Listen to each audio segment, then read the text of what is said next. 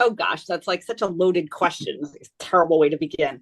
Um, I am a woman. I live in the Northeast. I love to work. I love to make things and fix things and do things. I've always loved to work from when I was like a teenager. And I've been really fortunate in that I've had kind of a wild and meandering career in the internet, really, and media and content and monetization and marketing. I thought I wanted to be a lawyer at the beginning of my career, and then like quickly realized that was a disaster and that was the last thing I wanted to be. Although I find myself now 25, 30 years later only working with lawyers. But I really have been very fortunate and have had a lot of opportunity to create content, to create culture, to create businesses. I was the CEO of Barstool Sports most recently. I'm the CEO of a company called Food 52 now.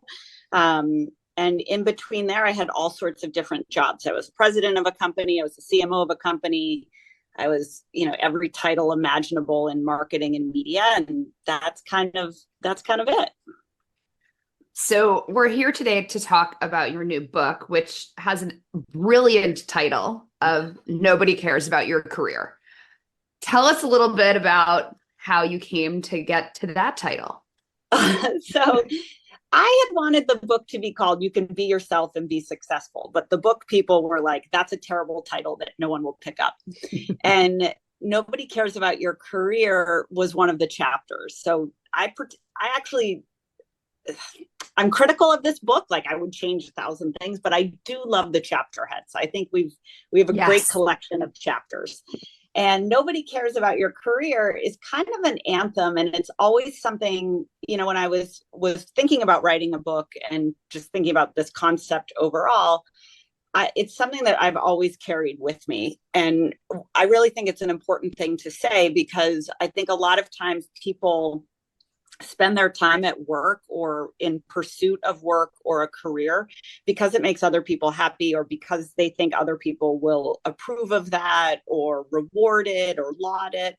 And I just think that's kind of bullshit. I think you should do what makes you happy. I think you should work as hard as you possibly can, but you should be the judge of what makes a great career, which in essence is being fulfilled at work so that you can be fulfilled in life. And the idea that other people care what you're doing, I actually think is just kind of false. And that's how I got to that title. I love you've started this, because we don't often hear people say, I love to work. Like that's how you started introducing yourself. I love to work. And I feel the same way. And I feel like we're in a culture where everybody just wants to bash work and companies. Yeah. So are there more of us out there? I'm assuming. Like, tell me how you think about this. Maybe it's uncool to like work. I think it's uncool. That's exactly what I feel. I feel like I am the nerd that likes work, but there have to be more of us out there. I think most people like to work. I think people like what comes from work, which is validation and knowledge and obviously money and reputation and power. Like there's so many great things that come from work. I think it's kind of in vogue right now to shit on work, or to be quiet quitting or lazy girl summering or whatever the thing is you're doing. And I also think we're in a climate right now where you're just assaulted by lifestyle. Like when you look at your phone and you go on TikTok or you go on Instagram, it's all lifestyle. Like all you ever see is lifestyle. And so the kind of mountain of lifestyle that you have to live in every day kind of makes work seem like drab or uninteresting or not fabulous. And I think most people, what this book is really about is how do you love work? How do you fall in love with work? And what it really is, it's a way of falling in love with yourself, in that if you can be happy with who you are at work and the knowledge you're taking from work and the things you're doing at work and the way you're pushing yourself and surprising yourself at work, I think that then that carries over to who you are in your life. And so my hope is that for people who read this, they can I say it in the beginning. I'm like, you could work at Google or you could work in a gift shop, but like, you're spending your day in one of those two places. Like, might as well make the most of it so that you can make the most of your life. So this book is filled with like the things that most people don't talk about when they're telling you how to do your job. What is some of your favorite tips that you gave? Oh, like I think this book is like a weird book. I'm curious to see how it does. I think most business books, I don't have an MBA. I think most business books are like yelling at you with some type of graph on the cover in like orange or blue. And it's like the 5 secrets you need to blah, blah, blah. And I'm not interested in that. I don't find that stuff interesting to read.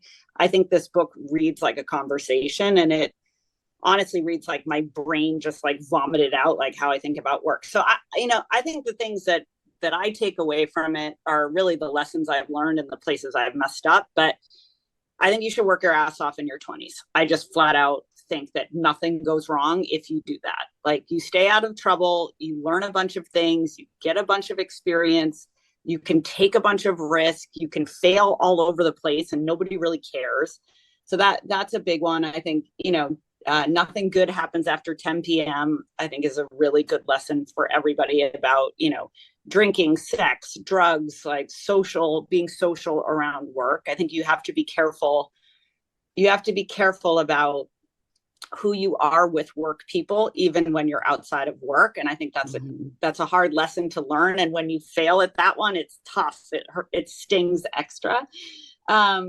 I feel like we need some examples there. Just put it out. Oh, I'm like some little teaser examples. Okay, so I mean, this one I could talk all day, but it's funny. Like, I remember, at Barstool, I always hated / loved the holiday party, and really, to be honest, with any company I've ever worked at, it's not the Barstool story, but the reason I always liked it so much is you knew with like a mathematical certainty there was a career limiting move that was about to happen that night. Like, somebody is going to get trashed and go slobber over a bunch of people, or someone is going to make a faux pas and say something offensive to someone they shouldn't, or some like idiot is going to hit on someone that doesn't want to be hit on. And so I think the book talks about like real life stuff that happens at work. Like, what happens when you're in a work clique?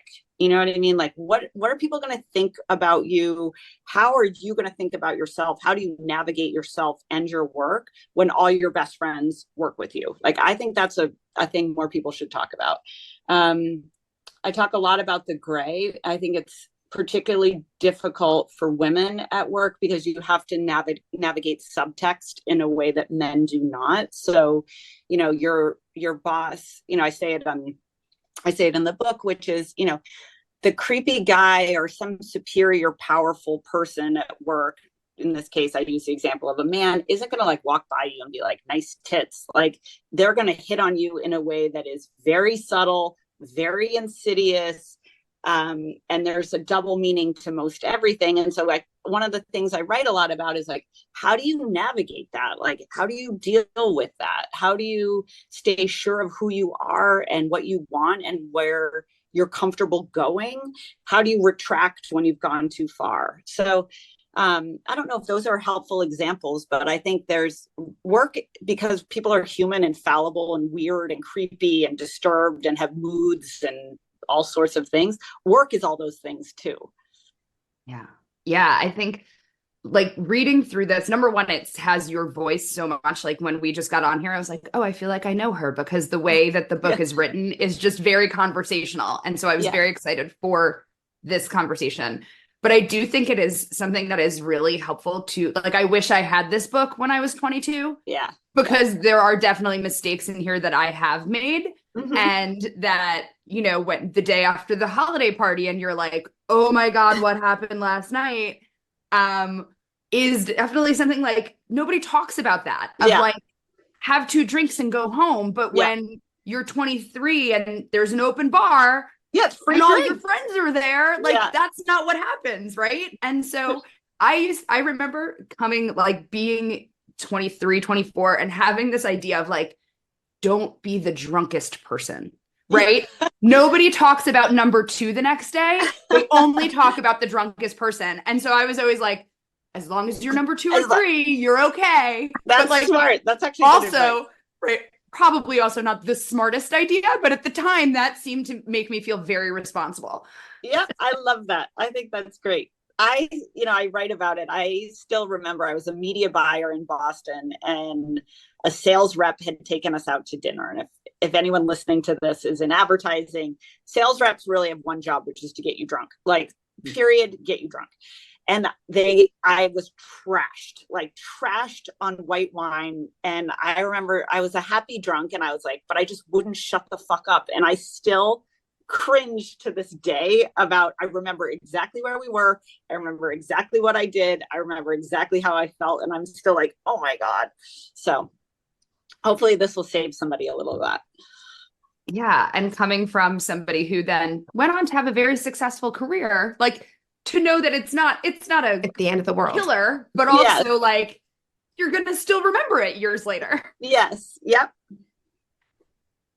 So one of the other things that you talk about a lot is like curiosity, continuous learning. That is one of like the tenets of this podcast, is what always be curious, right? Stay curious and talk big is our sign off.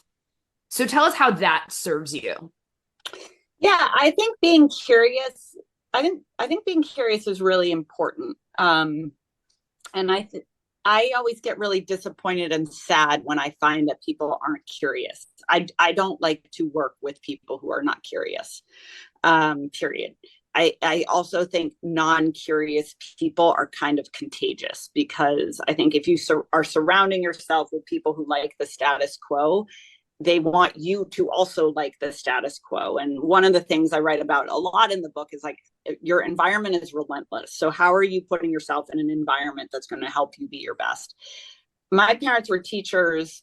I really just like to learn. I have a very short attention span. I want to be stimulated. I always need something to do. And I think being curious feeds you all of those things. I also think it puts you in places that you may not have been before, and you encounter situations or people or obstacles that you have never surmounted before, and it teaches you how to adapt. It keeps you like fresh.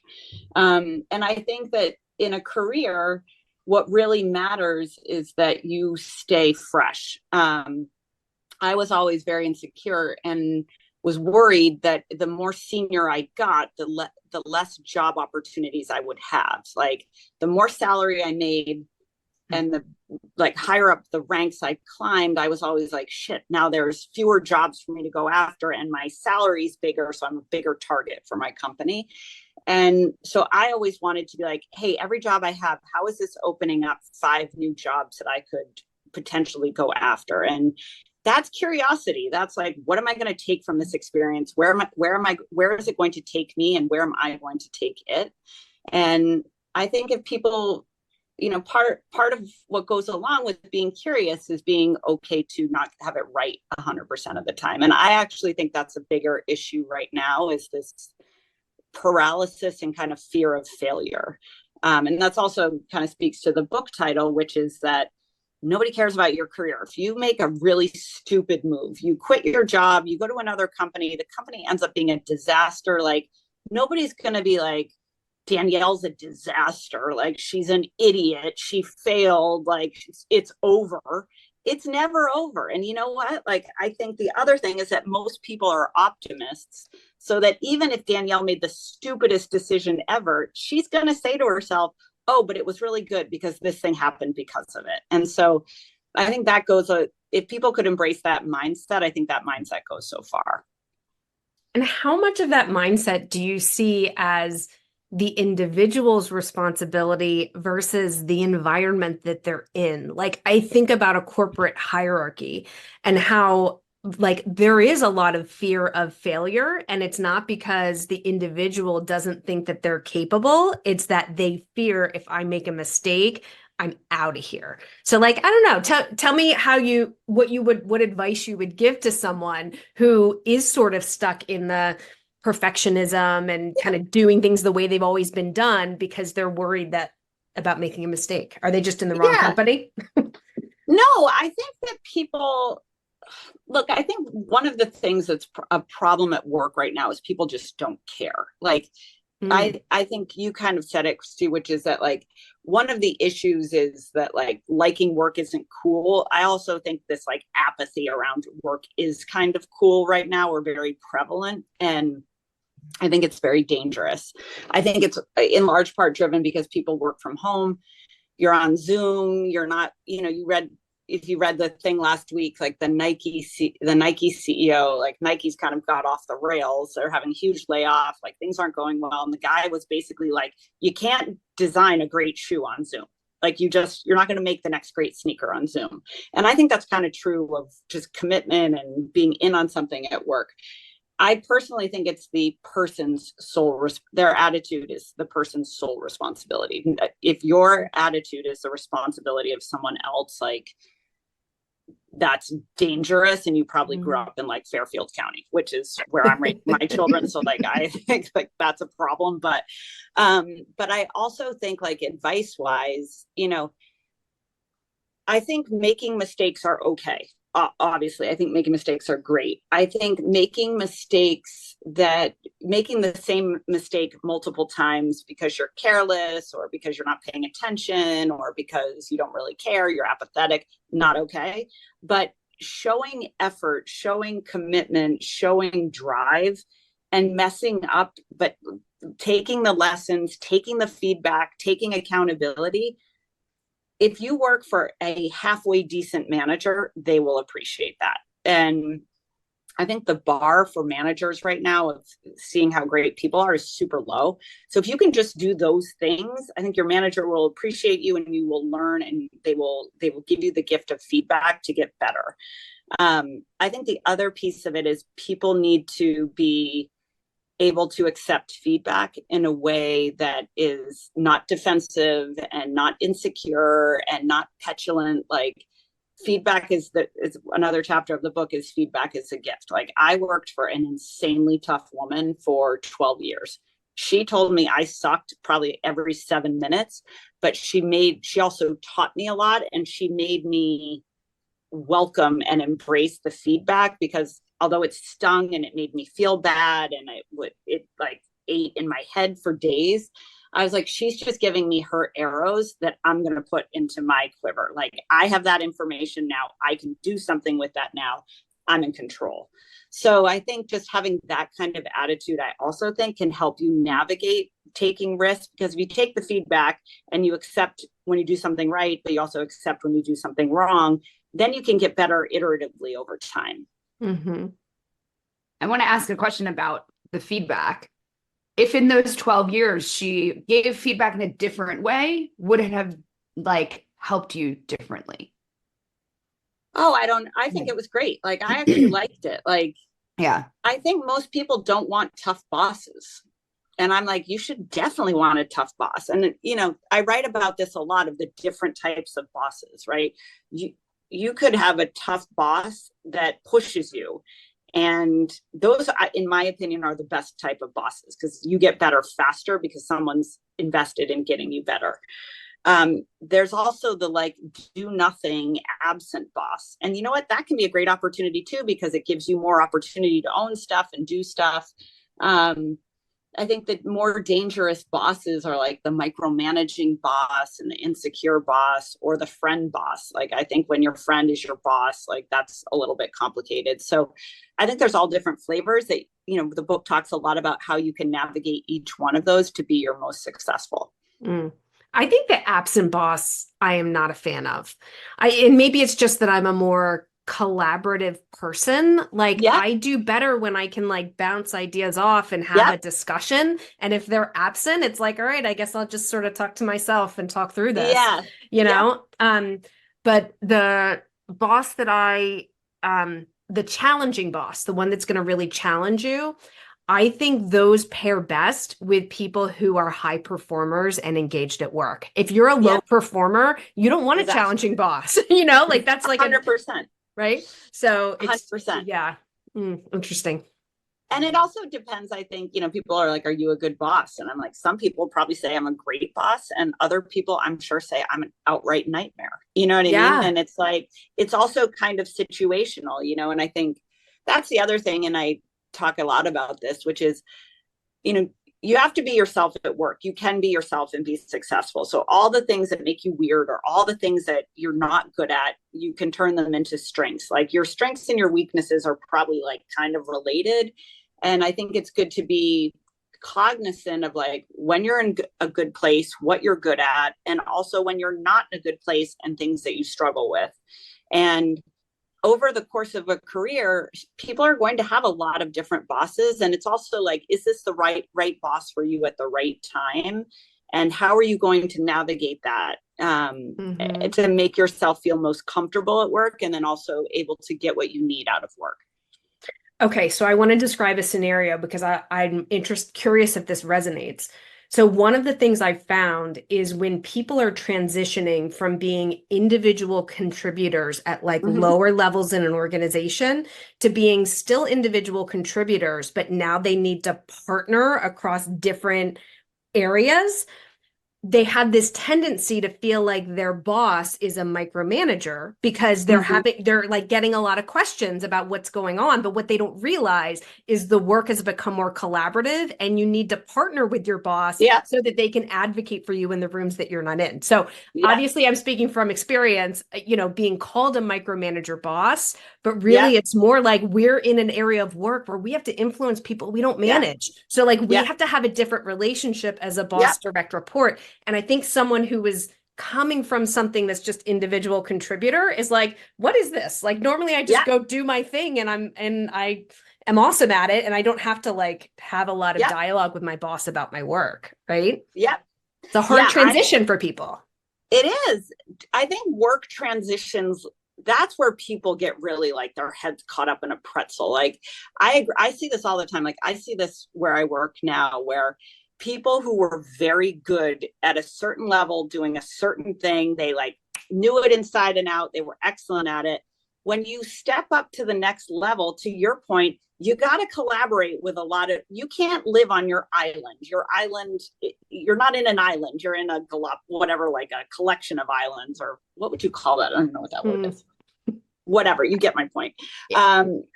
I think people really struggle with that. And then it also, you see things like people aren't good at communication. You know what I mean? Like, so you might be great at whatever task you do or whatever project you have, but articulating what people need to know out of that, what you need from other people like that, I think people just fall down really hard there. And then it becomes a reflection on people's performance, which then further makes people get buried into, they want to like burrow and not look up. So I think that type of change is big. And it's confusing for them because all of their past experience says, I just go do this thing and I crush it and everything's great.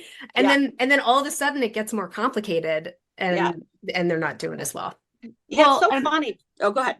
No, I was just going to say, but I think sometimes that's also the organization like has to prepare that person. Yeah. Because what happens is it's like, you're a rock star at this level. And now we're going to put you in this level, but because you're a rock star here, you could be great here. And like, just puts you there. And then you're like, what the fuck? Like, exactly. So there has to be that part. I feel like I coach people that are in that, moving that in that level. And it's like, this is where people have the problem, is this jump because it's so different and you're not prepared. Yeah. Go ahead. No, you go. Right. I'm like, this is your podcast. Yes. We get excited. I get excited too. I think the other thing that people don't talk enough about is I'm on a board of a company called Axon, and the Axon CEO is a genius, scientist and engineer. He's not a people manager. He doesn't want to be a people manager. That's not his skill. And we always talk a lot about that. Sometimes you're just a really great individual contributor, which doesn't make you not a leader. It doesn't make you not good at but the bias is that to be more senior in your career, you have to manage people. You have to be good at managing people is the assumption. And I think one is that's just not for a lot of people. And two, I don't think managers, HR teams spend enough time in how do you help people be good managers. Like, I think that's one place where work kind of falls down on you. I think we have seen a positive shift in the rise of more senior individual contributor roles, especially in like some of the large tech organizations. Yeah. So I think that's a nice, that's good. a nice trend. I want to transition us to self-promotion, because I think there's a lot of folks that feel icky about self-promotion. So, what do you recommend around like how to promote yourself by sort of staying true to who you are and not feeling icky?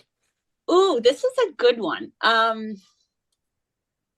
All right, my personal point of view is that you make yourself bigger by building other people up. So if you really want to grow, the best way to do that is to have people around you who push you, and to share a ton of enthusiasm, praise, give shine to people around you. I think that is the single greatest trick to moving up at work, is can you shine your light on other people, because it bounces back on you.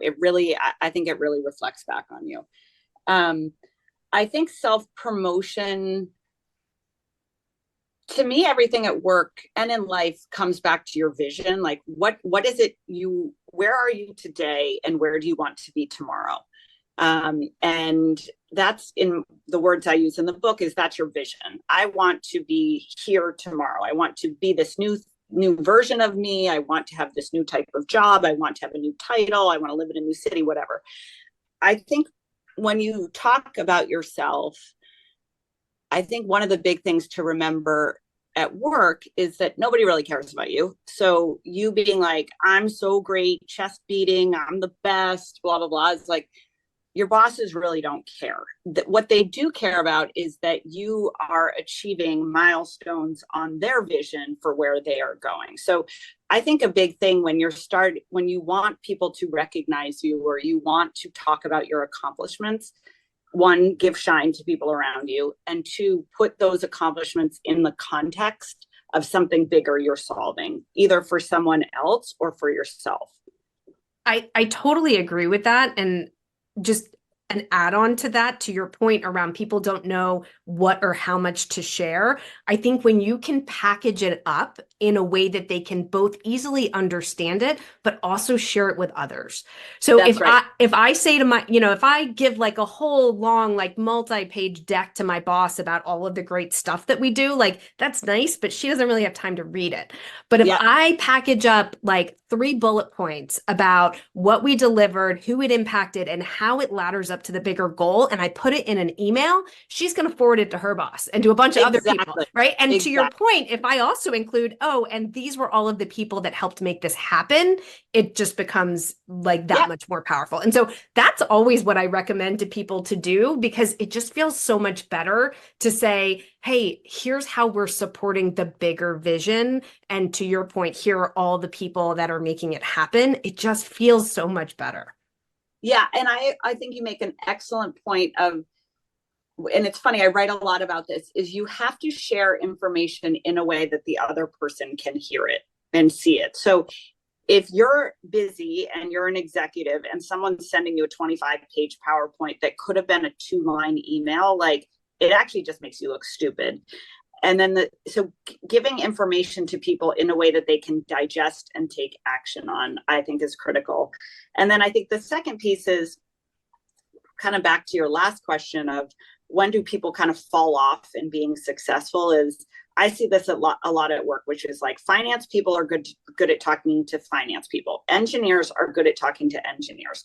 Salespeople are good at talking to salespeople. Marketing people can kind of talk to the salespeople. Sometimes they can talk to other people. But if, I always felt this at Barstool Sports, which is we would have the quants, we would have the finance nerds or the tech people or whatever, like they would be talking to a broader group of people using like charts and numbers that you couldn't see. And it's like, half of the people at Barstool either didn't go to college or went to like some state school or a liberal arts school where they were not math majors.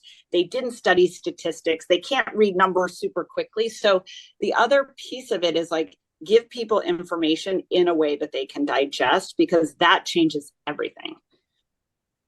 And I feel like too, some people think it's somehow disingenuous if you're telling the story differently for different audiences, but it's not. You're just highlighting what's more important to that group. You're not changing the like sort of foundational message. And that's, you know, that's sort of communication 101, right? Tailor your message to your audience. So, oh, I'm so nerding out on all of this, Danielle. I know, I can see you, Christy. I know.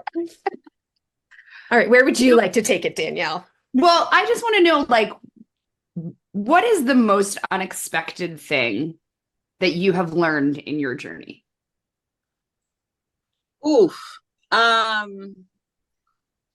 think the best thing I've learned, and that I would never have learned did I not try, is that you can take a perceived massive step down or jump down, and it can turn into a catalyst for an insane move up.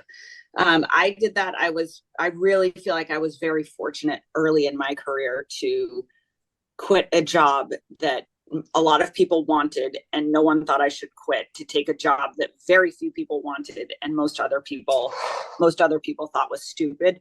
But I knew for me, it would change everything. And if I hadn't taken that, like, I probably would be a lawyer right now and, you know, living in a different city, doing a different job in a different industry, and I wouldn't be fulfilled. So for me, the big thing is like, you don't need to do what everybody else thinks you should do. You should be willing to, you know, I've had 3 instances in my career where I took a massive pay cut. You know, when I was at Fidelity and I moved from the legal department to the ad group, I made $50,000 and then I made $17,000. When I was the CMO of AOL and I, you know, was like, I'm making a lot of money, but I absolutely hate this, I cut my salary by 2/3. And it took me 5 years to get back to what I was making at AOL, but then it became something else altogether that I would never have known had I not taken that jump. Mm-hmm. Wow. Oh, Erika, that is exactly the advice that I need to hear today, as I am, I made a big career change 2 years ago and like left the world of corporate and started my own coaching company. Okay. And like, I'm in that moment of like, what did I do? Right. Like the last couple days have been that. Yeah. And so the reminder of like, there is so much more that can happen. It's going to totally work out. It's totally going to work out. So literally I came off of a plane and started reading this book and it was like, nobody cares about your career. And I was like, that's right. Nobody cares about my career and I get to do what I want. And so like this came at the perfect time. That's good. And that was also the exact answer that I needed today. So thank you. Oh, love that.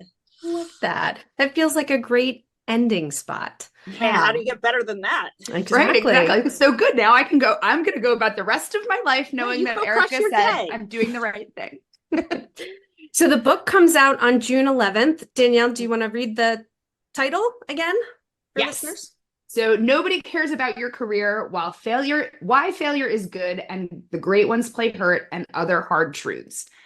And I highly recommend it. I highly recommend you give this to like someone who is graduating from college for them to have like a leg up in the world so that when you're going through those things and you get drunk at the office party, you realize that you can recover from that you realize that, you know, there's so much more than just climbing that ladder the way that everybody says you're supposed to. Yeah. Erika, thank you so much for being on the Opposite of Small Talk. I do have to tell you before we leave that I told my husband that we were interviewing you today, and he was wildly impressed. And I don't normally impress him. Yes. So, you know, gold star from Brian Ollinger. And I have a feeling this will be an episode that he listens to. So thank you for being here. Just happy to help however I can. All right. Bye, ladies. Thanks so much, Erika.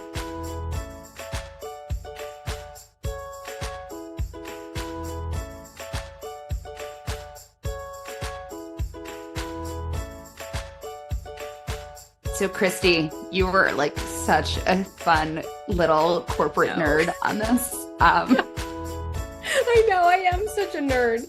But I do, it's so true. What she said is like, it's not cool to like your job right now. Like in the sort of general area of I don't know, wherever I'm hanging out, it's really not cool to like your job, but I do. So, and now I'm not ashamed to say it. If Erika says it's okay, then it's okay. I like my corporate job. Okay. Well, that's wonderful. And I'm very happy for you. That's great. And it sounds like you got a message that you needed today as well. I did. Yeah. And like, that's it. The thing is sometimes I think about like, if you were to look at my LinkedIn, literally like from, 2016 down, like literally my titles went down and down and down, but I was doing stuff that actually I liked more. Right. And so when you think of it that way, it's hard to reconcile that when you're supposed to be going up and up, right? You're supposed to go from a VP to a senior VP to a director to a managing director, whatever it is. Right. And I went from like a VP to a senior underwriter, right? Like it was just, but it was taking a risk to do something different. And the idea of like, nobody cares is so true because nobody's looking at my LinkedIn and being like, we're going to judge Danielle about that. Right. And so that is it's just getting in that mindset of understanding that nobody is like looking at you the way you think everyone else is. And so do what makes you fulfilled and happy. Right. I mean, it's like the spotlight effect, right? Where you think that